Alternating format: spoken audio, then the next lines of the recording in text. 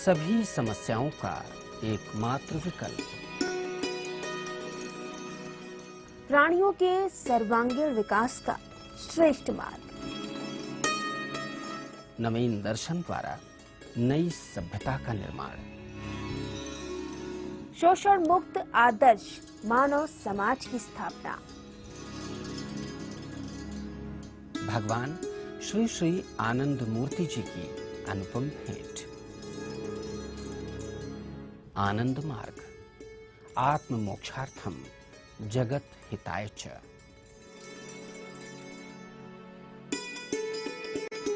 नमस्कार, आप सभी दर्शकों का बहुत बहुत स्वागत है आपके अपने ज्ञानवर्धक कार्यक्रम आनंद मार्ग में। लगातार हमें आनंद मार्ग के वरिष्ठ सन्यासी आचार्य रुद्रानंद अवधूत जी से ज्ञान प्राप्त हो रहा है। कार्यक्रम की शुरुआत करेंगे, सबसे पहले आचार्य जी का स्वागत करेंगे। आचार्य जी, आपका बहुत बहुत स्वागत है। दर्शकों, अगर आप भी आनंद मार्ग से जुड़ना चाहते हैं, आनंद मार्ग में संपूर्ण जीवन का दर्शन मौजूद है। वो दर्शन जो आपके लक्ष्यों को निर्धारित करता है, आपके उद्देश्यों को निर्धारित करता है। और अगर आप आनंद मार्ग से जुड़ते हैं तो बड़े ही आसान तरीके से समाज की सेवा भी कर सकते हैं। साथ ही साथ अपने आप को समझते हुए आप क्या हैं, किस तरह से आपको समाज के प्रति समर्पित करना चाहिए, कैसे समाज की सेवा करनी चाहिए, ये भी आप जान सकते हैं। आज हमने अपने विषयों में शामिल किया है पाप, पुण्य और प्रायश्चित। आज हम आचार्य जी से इन तीनों बातों को समझने की कोशिश करेंगे। क्या पाप, पुण्य, प्रायश्चित क्या है, प्रायश्चित को किस तरह से देखा जाए। सबसे पहले अगर चर्चा की शुरुआत की जाए तो पाप और अपराध क्या है, यह हम आचार्य जी से जानने की कोशिश करते हैं कि आनंद मार्ग में पाप और अपराध को किस तरह से देखा गया है, क्या बातें निहित हैं। आचार्य जी, अगर पाप और अपराध को देखा जाए तो क्या पाप और अपराध एक ही चीज है? आनंद मार्ग इसे किस तरह से देखता है? हम प्रकाश डालेंगे पाप, पुण्य और प्रायश्चित। सिन, क्राइम एंड इट्स एटोनमेंट। आमतौर पर आदमी, ये ऐसा शब्द है पाप और पुण्य जी, जिसके बारे में कंफ्यूज हो जाता है। व्यासदेव जी जब 18 पुराण लिखे तो उनको लगा कि इतना विस्तार से हमने वर्णन कर दिया कि लोगों को खोजने में बहुत समय लगेगा कि आखिर कौन सा हमारा काम पाप करना है और क्या करेंगे तो उसको पुण्य होगा। जिसको उन्होंने एक श्लोक में कहा जी, वो है अष्टादश पुराणेषु व्यासस्य वचनद्वय परोपकार पुण्याय पापाय परपीडनम। यानी दूसरे के हित में के लिए काम करना पुण्य है और कलेक्टिव इंटरेस्ट के खिलाफ जाना ये पाप है। अब यह है कि जो आध्यात्मिक विधि है जी, वो करना चाहिए। विधि माने करना, निषेध माने नहीं करना, डूज एंड डोंट्स। जी, जो हमको करना चाहिए वो हमने नहीं किया जी, और जो नहीं करना चाहिए हमने किया। तो नहीं करना चाहिए आध्यात्मिक विधि और हमने कर दिया, इसको कहते हैं पाप। जी, तो समाज के इंटरेस्ट के खिलाफ जाना ये पाप है और समाज के हित में काम करना जी, ये पुण्य है। जी, अब यह है कि ये तो पाप पुण्य हुआ, जी, लेकिन जो हमको करना चाहिए था वो हमने नहीं किया। तो एक तीसरा शब्द है, उसको बोलते हैं प्रत्यवाय। प्रत्यवाय। हम दूसरों को भलाई कर सकते थे लेकिन हमने नहीं की। जी, हम कर सकते थे, हमारे पास 4 रोटी थी और हम देख रहे हैं कि सामने कोई भूखा है, उसमें से एक रोटी उसको दे सकते थे तो वो बच जाता, तो वो हमने नहीं दिया। तो हमने प्रत्यवाय किया। तो इसे जानबूझकर भी किया जाने वाला पाप अगर आदमी पाप तो विधि को नहीं पालन करने वाला वो पाप हुआ। जी, जी, और निषेध किया हुआ है उसको कर लिया तो वो अपराध हो गया। जी, जैसे समाज का कानून है जी, या देश का कानून है, लॉ ऑफ द लैंड है, उसके खिलाफ कोई जाएगा या अपराध हुआ, उसको क्राइम कहते हैं। जी, तो जैसे अपराध की सजा है वैसे पाप की भी सजा है। तो उस अवस्था से आप देखेंगे तो सभी पाप एक ही कैटेगरी का नहीं है।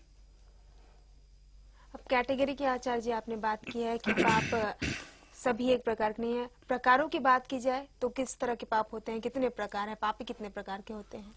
ये 3 प्रकार के हैं। एक तो है पातकी, जी दूसरा अति पातकी और तीसरा महापातकी। पातकी उसको कहते हैं, मान लीजिए किसी ने किसी का 5 रुपए चुरा लिया, जी लेकिन उसको प्रायश्चित हुआ कि हमने गलत किया, जी तो उसका प्रायश्चित है कि 5 रुपया उसको रियलाइजेशन हुआ तो 5 रुपया उसको लौटा दे और ये महसूस करे, क्षमा मांगे कि हमसे गलती हो गई, तो उसका पातकी का प्रायश्चित हो गया। तो क्या ऐसा करने से उसका पाप धुल गया? हो गया, चोरी किया था तो लौटा दिया, तो फिजिकल क्राइम था जी वो दूर हो गया, और जो महसूस किया कि हमने गलती की, आगे से ऐसी गलती नहीं, अगर प्रायश्चित करेगा जी। तो आगे से उसकी गलती नहीं, फिर से चोरी नहीं करेगा। दूसरा है अति पातकी। किसी ने झगड़े में गुस्से में किसी की बांह काट दी, उंगली काट ली, तो पातकी वाली सजा उसको नहीं मिलेगी, उसको ज्यादा सजा मिलेगी। तो उसको कितना भी सजा दे कम है, क्योंकि उसका हाथ फिर दोबारा तो आने वाला नहीं। जी ऐसे आदमी की सजा शास्त्र में है कि वो आदमी, उसका प्रायश्चित होगा कि वो संकल्प ले कि हम समाज सेवा करेंगे जी और आज से ऐसा कर्म नहीं करेंगे, तब जाकर के उसका प्रायश्चित होगा, जी अति पातकी का। तीसरा है महापातकी। महापातकी है ऐसे प्रकार का क्राइम किया, ऐसे प्रकार का पाप किया जिसका पेरेनियल नेचर की उसका रिपरकशन होगा, जी उसका परिणाम होगा। जैसे जिस व्यापारी ने काली मिर्च में पपीते का बीज मिलाया होगा, जी तो उसने एक रास्ता खोल दिया जी कि ऐसी मिलावट हो सकती है, तो ये अति पातकी की कोट में आएगा। जिसने घी में चर्बी मिलाई होगी जी वो अति पातकी है। उसका प्रायश्चित कैसे होगा? तो उस अति पातकी का, जैसे ये इतिहास में हुआ, रावण ने सीता को चुराया, जी लेकिन जो सीता को चुराया साधु वेश में, लक्ष्मण रेखा में आकर और साधु का वेश धारण करके आया था। सीता साधु समझ करके बाहर भिक्षा देने गई,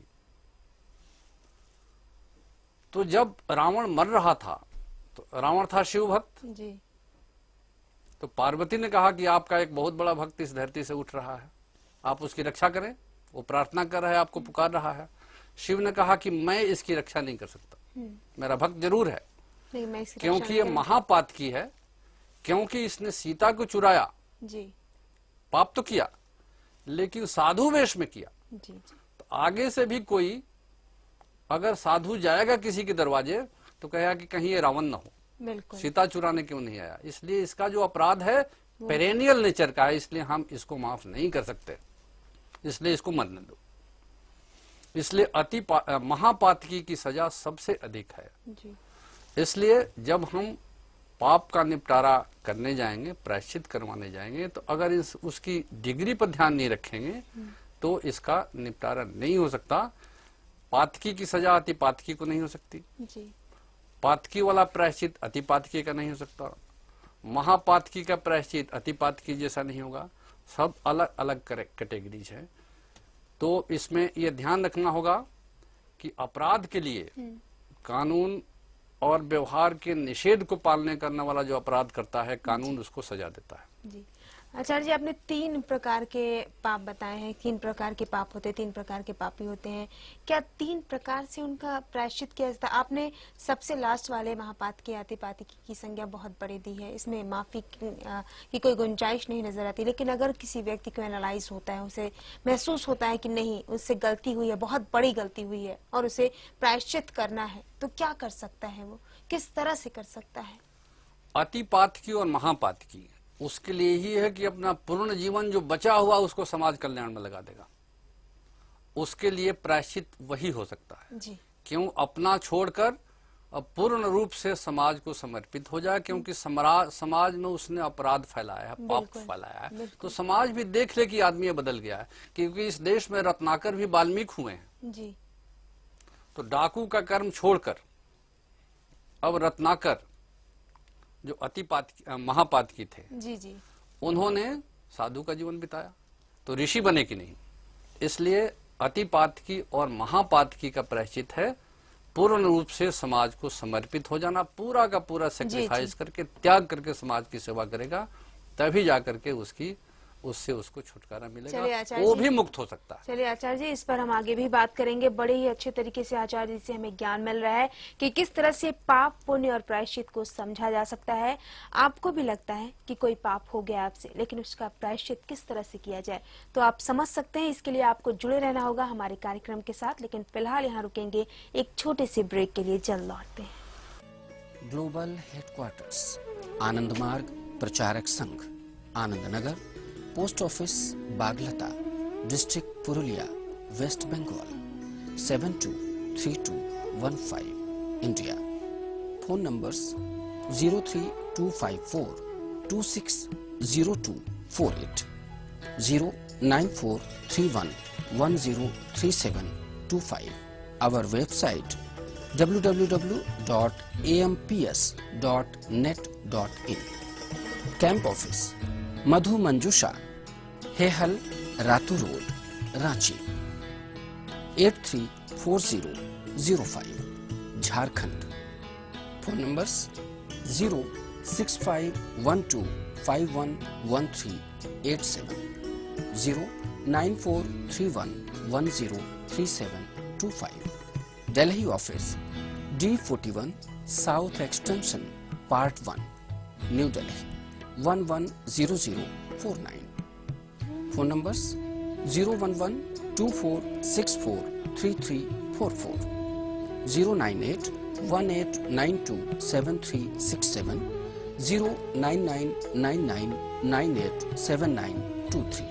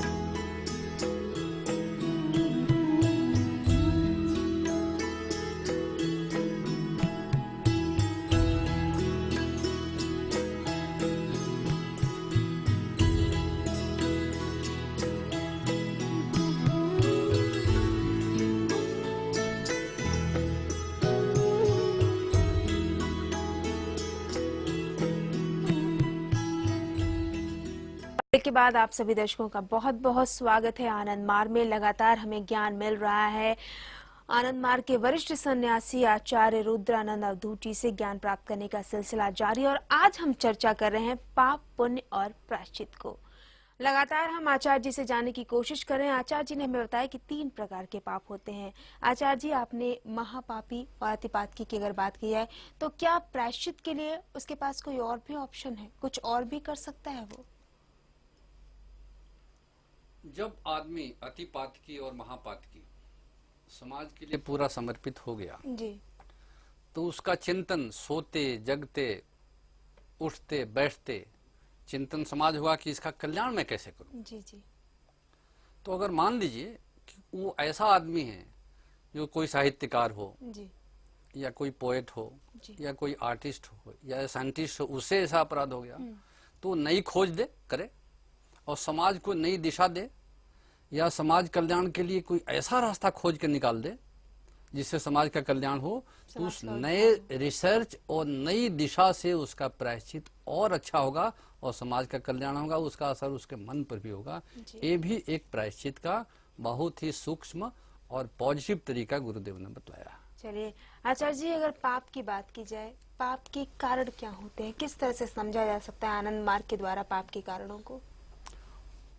गुरुदेव ने कहा है पापस्य कारणम त्रयम, ये पाप के 3 कारण होते हैं, इन 3 कारणों से पाप होता है। अब पहला कारण है lack of physical and psychic पेबुला,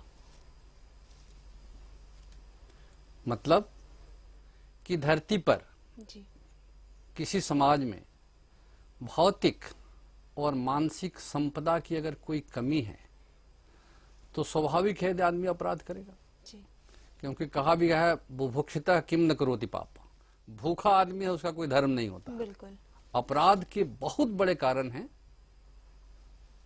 अभाव। आज इतनी देश के सामने समस्याएं हैं नक्सलाइट्स की, माओइस्ट की, वो क्या है? धन का डिस्ट्रीब्यूशन ठीक नहीं होने की वजह से ये अपराध फैल रहा है। अगर लोगों की 5 आवश्यकताएं जो प्राउत में दिया गया है, गुरुदेव का सोशियो इकोनॉमिक फिलॉसफी है, खाने के लिए, रहने के लिए मकान, खाने के लिए अन्न, पहनने के लिए कपड़ा, बीमार हो तो दवा दारू और शिक्षा।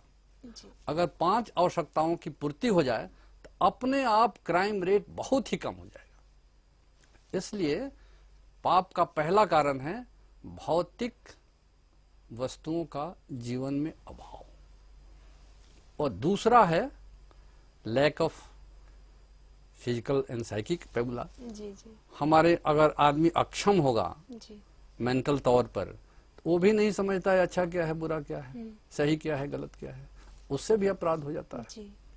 इसलिए इसको हम सोशियो इकोनॉमिक कॉन्शियसनेस और सोशियो इकोनॉमिक जस्टिस के द्वारा इस पाप और अपराध को हम कर सकते हैं। और भारत क्या पूरा विश्व क्राइम फ्री हो सकता है अगर संपत्ति के बंटवारे के बीच में अगर नया सिद्धांत प्राउत को अगर हम लागू कर दें तो। दूसरा कारण है non utilisation of physical and psychic pabula. मान लो कहीं बहुत धन संचित है जी। चोरी कहाँ होता है, डकैती कहाँ होती है? बहुत ज्यादा बैंक में। लोग जानते हैं यहाँ पैसा है तो अपराधी वहीं पहुंचता है। गरीब की कुटिया में, झोपड़ी में तो चोरी डकैती नहीं होती। बिल्कुल। इसलिए जहाँ संचय होगा वहां अपराध होगा और पाप भी होगा जी। हो सकता है कि दोनों है या एक हो। दूसरा है नॉन यूटिलाइजेशन ऑफ साइकिक पेबुलाइज हो। मान लीजिए कोई मानसिक धन है किसी के पास में, लेकिन जीवन में दिशा नहीं है, बहुत बड़ा इंटेलेक्चुअल है लेकिन कोई दिशा नहीं है, तो वो साहित्य का सृजना नहीं करेगा। लिखेगा तो है लेकिन उसमें साहित्य नहीं कहेंगे तो वो भी समाज में पाप फैलाएगा। आज इस प्रकार के कितने गंदे साहित्य बाजार में भरे पड़े हैं, वो उसके भी तो लेखक ही हैं। बिल्कुल। इसलिए उसका प्रॉपर यूटिलाइजेशन नहीं है, उसकी बौद्धिक क्षमता का भी यूटिलाइजेशन नहीं है। सुनते हैं कि कहीं बाहर के जगहों में चोरी करने के भी स्कूल है सिखाने वाले, क्राइम सिखाने वाले भी स्कूल हैं। बहुत सारे लड़के मूवी देख करके क्राइम करने लगते हैं। बिल्कुल।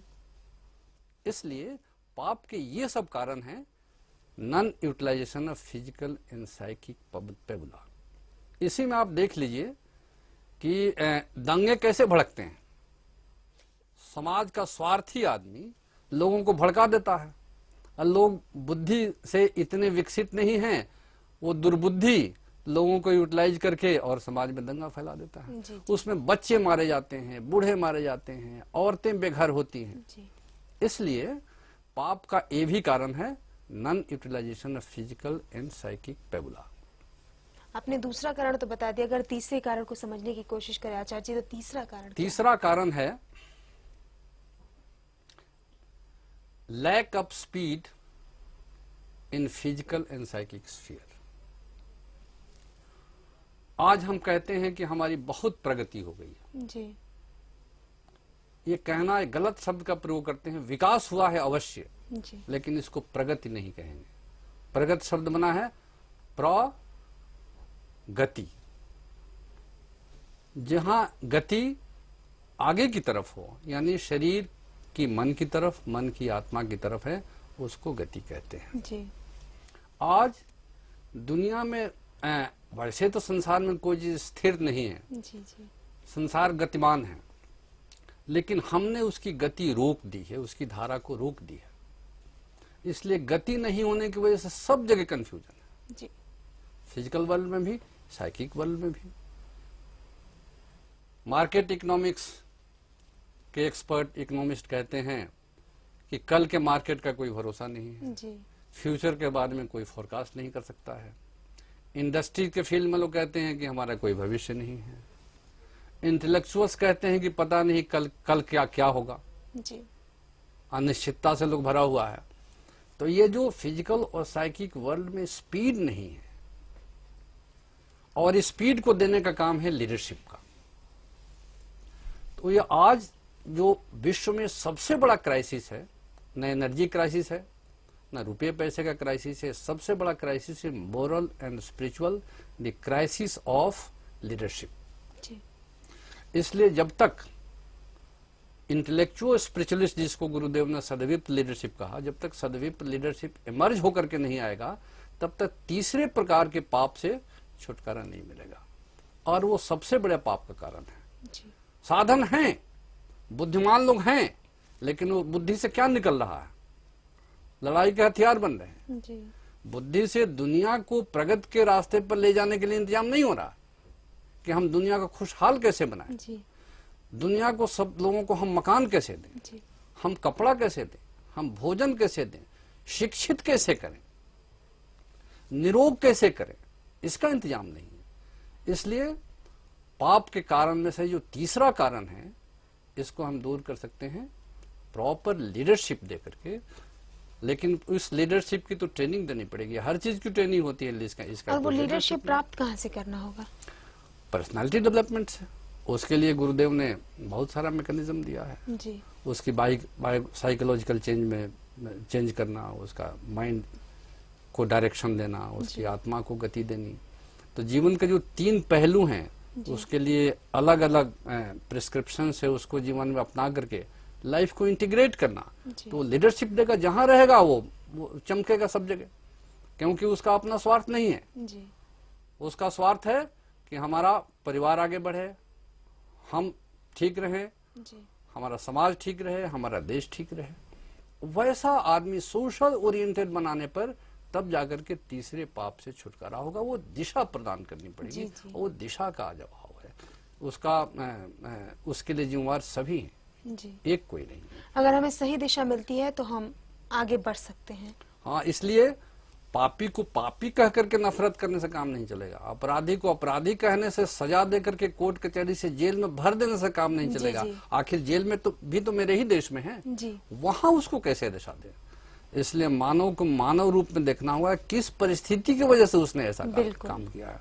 इसलिए कानून भी तो इवॉल्विंग फेनोमेनन है, समाज के विकास के साथ कानून भी विकसित होता है। चलिए आचार्य जी, बहुत अच्छी हमारी चर्चा रही और बहुत अच्छी तरीके से आपने दर्शकों को बताया कि आखिर पाप, पुण्य और प्रायश्चित क्या है, और कहीं न कहीं मानव मात्र को सही दिशा देनी होगी, तभी वो अपने पथ पर आगे बढ़ेगा। आप हमारे स्टूडियो में इतनी बेहद अच्छी जानकारी दी, हमारे सभी दर्शकों ने इससे लाभ जरूर उठाया होगा, हम आशा करते हैं।